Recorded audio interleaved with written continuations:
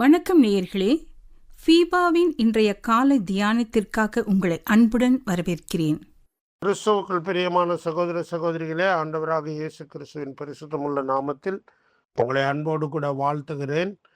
பாருங்க, நம்ம தானியேலோட வாழ்க்கையில சில காரியங்களை தான் பார்த்துருக்குறோம். தானியேலுடைய முழு வாழ்க்கையை நம்ம பார்க்கறதுக்கு போதுமான அவகாசம் இல்லை. ஆனால் கூட இந்த தானியேலை பற்றி 6ஆம் அதிகாரத்தில் நம்ம எல்லாருக்கும் தெரிந்த சண்டே ஸ்கூல் பிள்ளைகள் முதல் எல்லாருக்கும் தெரிந்த ஒரு சம்பவம் நமக்கு தெரியும். மேதிய மன்னனாகிய தரியு ராஜ்யபாரத்தை பொறுப்பெடுக்கிறாரு. பாபிலோனிய சாம்ராஜ்யத்தை தன் கைவசப்படுத்துகிறார். மேதியர்கள் கைவசப்படுத்துகிறாங்க. அந்த ராஜா, அந்த பேரரசன் பேர் தரியு. அந்த தரியு ராஜா ஆகி தானியேல் அவருக்கு ரொம்ப முக்கியமான ஆஃபீஸர் போல இருக்கிறாரு. அந்த நேரத்தில் தானியேல் மேலே பொறாமை கொண்ட சிலர் தானியேலை எப்படியாவது எதுலையாவது மாட்டி விடணும், ஒழிச்சு கட்டணும்னு முயற்சி பண்ணுற ஒரு சில மனிதர்களை பார்க்குறோம். நீங்கள் கர்த்தருக்காக வாழும்போது சிலர் காரணம் இல்லாமல் பகைப்பாங்க. சிலர் உங்களை எப்படியாவது ஏதாவது பிரச்சனையில் சிக்க வைக்கணும்னு பார்ப்பாங்க. எது நடந்தாலும் நீங்கள் கர்த்தர் மேலே உள்ள விசுவாசத்தில் உறுதியாக இருக்கணும். இப்போ ராஜாவை போய் தூண்டுறாங்க. ராஜா, 30 நாள் வரைக்கும் உங்களை தவிர வேற யாரும் கும்பிடக்கூடாதுன்னு நீங்கள் ஒரு சட்டம் போடுங்க. அப்படி யாராவது கும்பிட்டா அவங்க கொலை செய்யப்படணும், சிங்ககபியில் போடப்படணும்னு ஒரு தீர்மானம் பண்ணி அதை அனுப்புங்க நாடுகள் எங்கும் அப்படின்னு சொல்லி அது அந்த தீர்மானம் போகிறது. ஆனால் தானியேல் என்கிற அந்த மனிதர் பாருங்க, எப்பயுமே ரிஸ்க் எடுக்கிற ஒரு ஆள், துணிச்சலாக தேவனுக்கு நிற்கிறவர். அது ஒரு பெரிய கிரயம் அது. ஆனால் இந்த தானியேல் துணிச்சலாக நிற்கிறார். என்ன செய்கிறாரு? தான் வழக்கமாய் செய்து வந்தபடியே அவர் என்ன பண்ணுறாராம்? ஜெபம் பண்ணினார் அப்படின்னு சொல்லி நம்ம வாசிக்கிறோம். 3 வேளையும் தான் பண்ணும் விண்ணப்பத்தை பண்ணுகிறான் என்று ராஜா கிட்ட போய் குற்றஞ்சாட்டுறாங்க.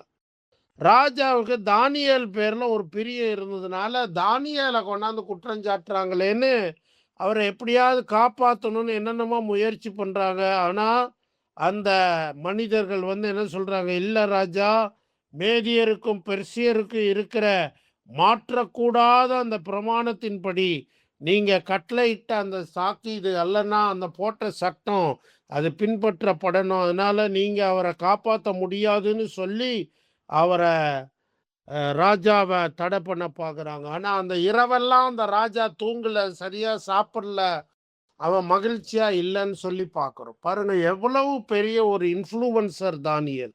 ராஜாக்கள் மத்தியில் ஒரு செல்வாக்கு செலுத்தின ஒரு மனிதன். எதனால்?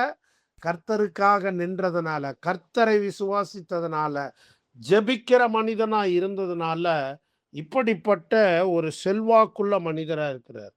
அதே போல் இந்த தானியேலை போய் குற்றஞ்சாட்டுறாங்க, கொண்டு போய் சிங்க கெபியில் போடுறாங்க. ஆனால் அந்த சிங்கங்கள் ஒன்றுமே அவரை கடிக்கலை, அவர் மேலே பாயலை, அவரை தாக்கலை. அதை குறித்து ராஜா கிட்ட இந்த தானியேல் சொல்கிறாரு. என்னன்னு சொல்கிறாரு? சிங்கங்கள் என்னை சேதப்படுத்தாதபடிக்கு தேவன் தம்முடைய தூதனை அனுப்பி அவைகளின் வாயை கட்டி போட்டார். பாருங்க, எவ்வளோ பெரிய காரியம். சிங்கத்துக்கிட்ட போய் ஒத்த சிங்கத்திட்ட மாட்டினாவே பெரிய பிரச்சனை. சிங்கங்கள் இருக்கிற ஒரு கெபிக்குள்ள தூக்கி போடுறாங்க. ஆனால் ஒரு சிங்கமும் தானியேலை தொடலை. தானியேல் அப்படியே ஒரு சேதம் இல்லாமல் வெளியே வந்தார் அப்படின்னு சொல்லி நம்ம பார்க்குறோம். பிரியமானவர்களே, ஆண்டவருக்காக எதிர்ப்புகள் நம்ம நாட்டில் இருக்கலாம்.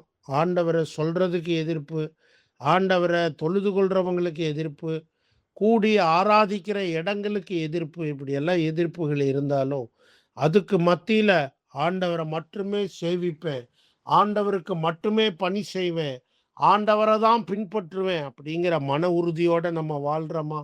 தானியேல் இந்த மாதிரி சிங்ககெபியில் போடும்போது அவருக்கு ரொம்ப வயசான காலமாக இருக்கக்கூடும் அப்படின்னு வேத பண்டிதர்கள் கருதுறாங்க. 70 வயசுக்கு மேலே அவர் இருந்திருப்பார்னு சொல்கிறாங்க. அந்த வயசுலையும் தேவன் மேலே உள்ள விசுவாசத்தில் அவர் தளர்ந்து போகல, மன உறுதியோடு இருந்தார். அதனால் தேவன் தம்முடைய தூதனை அனுப்பி சிங்கங்களின் வாய்களை கட்டி போட்டார் அப்படின்னு பார்க்குறோம். பிரியமானவர்களே, தேவனுக்காக நிற்கிறோமா? வேலை செய்கிற இடத்துல, படிக்கிற இடத்துல, பிரயாணம் பண்ணுற இடத்துல, அண்டை அயலகத்தார் மத்தியில், கூட பணிபுரிகிறவர்கள் மத்தியில் இயேசுவுக்காக வாழ்கிறோமா? இயேசுவுக்கு சாட்சியாக இருக்கிறோமா? நம்ம ஜெபம் பண்ணுறோங்கிறது நம்மளை சுற்றி இருக்கிற ஜனங்களுக்கு தெரியுமா? நம்ம பரிசுத்தமாக வாழ்கிறோங்கிறது நம்மை சுற்றி இருக்கிற ஜனங்களுக்கு தெரியுமா?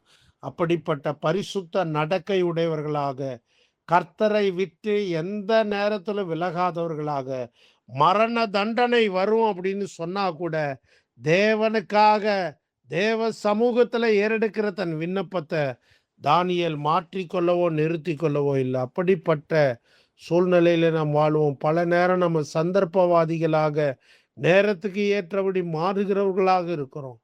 ஆனால் தானியேல் அப்படி மாறல, மன உறுதியோடு இருந்தார். அதனால தேவன் அவரை சிங்கங்களின் வாயில இருந்து தப்புவித்தார். அந்த எதிரிகளை எல்லாம் தரியராஜா கொண்டாந்து போட சொன்னபோது அந்த குடும்பங்களா போட்டாங்க. அவங்க தரைய போய் தொடுறதுக்கு முன்ன சிங்கங்கள் பீறி அவர்களை எல்லாம் கொன்று போட்டது, தின்று போட்டதுன்னு பிரியமானவர்களே, கர்த்தருக்காக பரிசுத்தமாய் வாழுவோம், வைராக்கியமாய் வாழுவோம், ஆண்டவருடைய நாமத்தை பிறருக்கு அறிவிப்போம். தேவன் தாமே நம் யாவரையும் அளவில்லாமல் ஆசீர்வதிப்பாராக. இன்றைய காலை தியானத்தில் பங்கேற்றமைக்காக நன்றி. உங்களது கருத்துக்களை பகிர்ந்து கொள்ளவோ மேலும் விவரங்கள் அறிந்து கொள்ளவோ 9458585042 என்ற எண்ணிற்கோ அல்லது info@fibaonline.org தொடர்பு கொள்ளவும். தேவன் தாமே உங்களை ஆசீர்வதிப்பாராக. ஆமேன்.